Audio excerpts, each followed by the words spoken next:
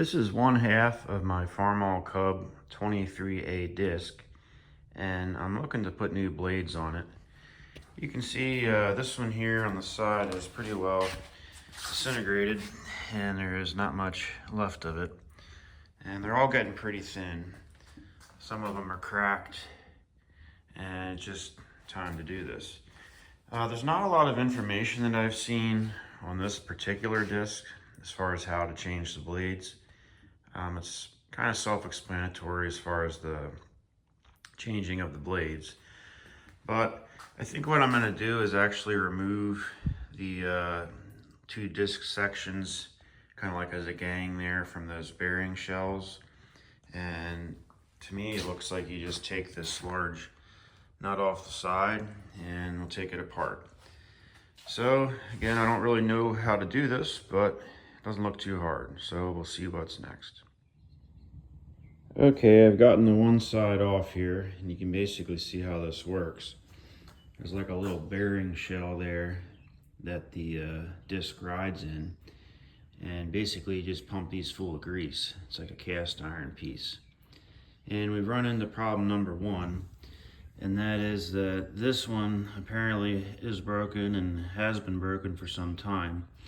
There should be two mounting holes on it like that, and half of mine is still on there, so that's a piece I'm gonna have to find now. So let's see if we can get the other side apart.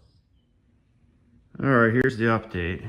I figured out that a tri-stand vise like this works pretty good for these dismantling jobs. Basically, I put a chain on the back and then used the vise chain on the front to tighten it down. It kept it pretty stable. And then basically there's a fold over lock there, which held the nut from loosening up. And the problem I ran into is that it was an 1 5/16" square nut, and I actually have 8-point sockets up to 1¼ inch. And I couldn't move it with a wrench, so I actually figured out that a 12-point 3/4 inch drive 41mm socket, which is the closest I had, worked pretty good, and I was able to get that nut off. So from here it should be pretty easy, and we'll just take her apart. So here's the front half all apart, and it's pretty evident to me that this needed to be done at this point. But the interesting thing I found was the left side. Someone's been in here before, because that's a replacement disc. Normally, as far as I know, they would have a square hole like that originally.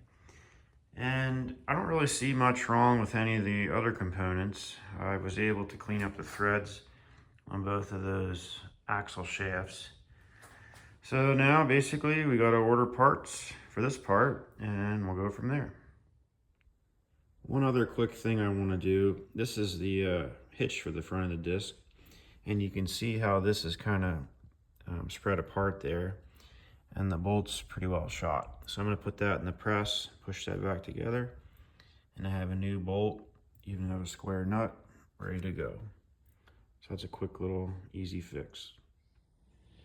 Okay, I got my new discs in, and I think what I'm going to do is I'm just going to replace the ones on the front of the disc. The ones on the back are really not in that bad a condition, and also at 19 bucks a piece.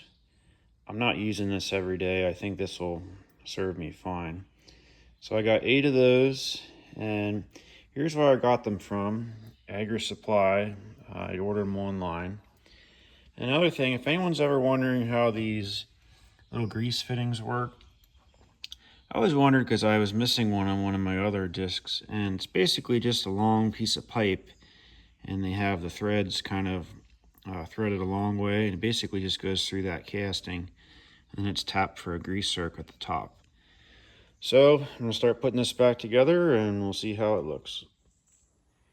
One thing I'm having to do here, which is a little bit irritating, if you look at this, basically these are meant to be able to be put on 2 different shafts. 1 inch if you'd use the big section like this, and if you'd spin it, these little like half moon spots would be for the 7/8 shaft, which is what I have.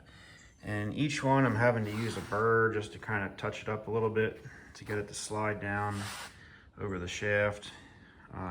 Might not be a big deal for some people, but it's a little irritating, just something you might have to look out for. I got both of these gangs sitting back in here now.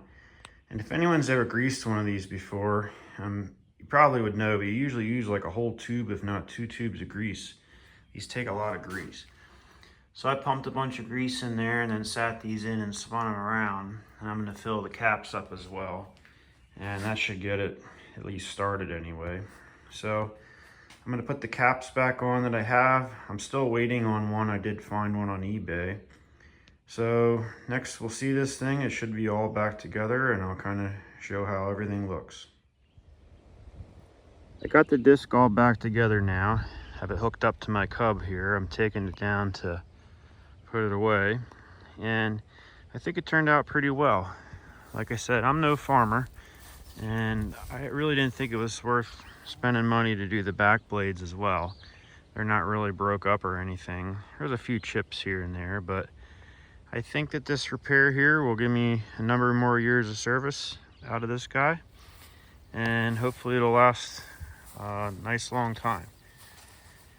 So this guy will be ready for whenever I need it. Thanks for watching.